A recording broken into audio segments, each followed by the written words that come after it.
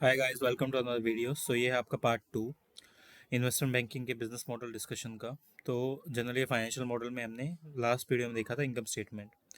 अभी हम देखने वाले हैं इंटरेस्ट कैलकुलेशंस और बैलेंस शीट्स वगैरह में इसकी क्या बेसिकली आइटम्स आती हैं।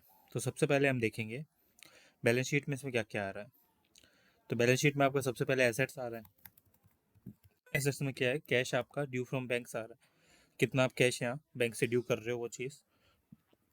देन आपका डिपॉजिट विद बैंक आ रहा है, कितना आपने बैंक के पास डिपॉजिट डाला हुआ है। फेडरल बैंक सोल्ड आ रहा है आपका, सॉरी फेडरल फंड सोल्ड आ रहा है। सिक्योरिटी बोरोड आ रहा है, ट्रेडिंग एसेट्स आपके और सिक्योरिटीज़ हैं, ये सारी आइटम्स यहाँ आ रही है।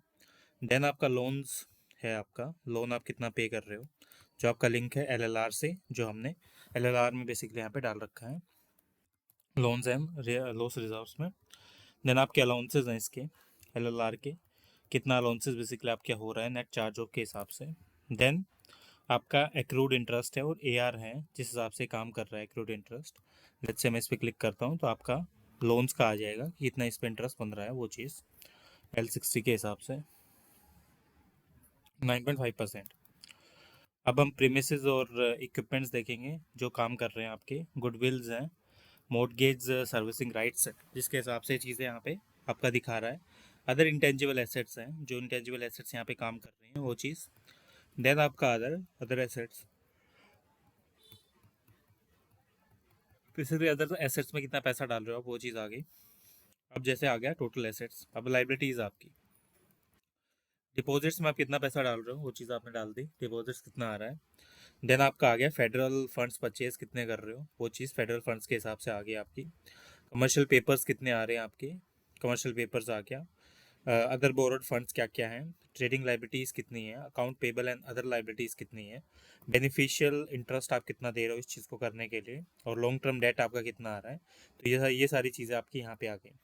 देन आपका नेक्स्ट आता है शेयर होल्डर्स इक्विटी कैसे है, जो आपके प्रेफर स्टॉक्स हैं वो कैसे काम करेंगे, कॉमन स्टॉक्स हैं वो कैसे काम करते हैं, कैपिटल सरप्लस कैसे आएगा, रिटेन अर्निंग्स क्या होती है, एक्यूमुलेटेड ओसीआई आपका कहाँ से लिंक है, ये सारी चीज़ें आप देखते हो।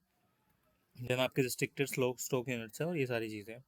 अब जो ड्राइवर्स क्या होंगे देखो इसके, सबसे पहले हम क्या करते हैं, जो सारे लिंकेज होते हैं ऊपर से होती है। अब जैसे कैश डिपॉजिट्स आपका, ये आपकी लास्ट ग्रोथ रेट आ रही है, लेकिन आप इसको प्रोजेक्टेड करोगे आगे 3% के ऊपर, आपने इसको कांस्टेंट प्रोजेक्ट कर दिया।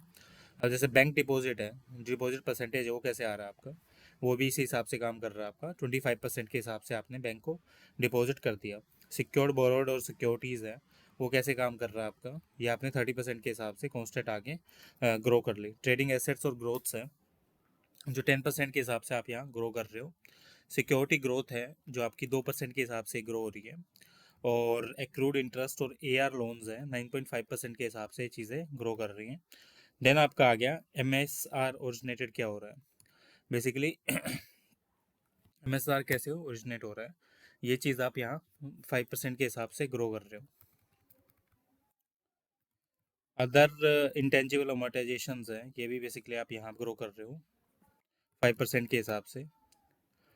देन आप लाइबिलिटीज़ यहाँ पे लेके आ रहे हो, जो लोन्स एंड डिपॉजिट्स आपके वो आ गए, ये 55% के हिसाब से कॉन्स्टेंट ग्रो हो रहे हैं। कमर्शियल पेपर के 8% के हिसाब से ग्रो हो रहे हैं। अदर बोरिंग फंड्स 4% के हिसाब से ग्रो कर रहे हो आप। ट्रेडिंग लाइबिलिटीज़ है, ट्रेडिंग एसेट्स है, 37% के हिसाब से आप यहाँ ग्रो कर रहे हो।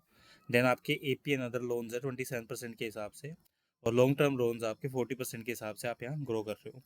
अब ये जैसे टोटल एसेट्स हैं आपकी, टोटल लाइबिलिटीज़ एंड इक्विटी है आपकी, increase in fed fund sold है और फेड पर परचेज है, सारी चीज़ें यहाँ पे शो कर रहा है।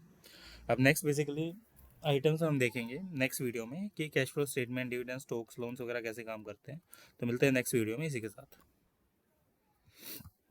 कि कैसे किस हिसाब से हम इस चीज़ को कर सकते हैं।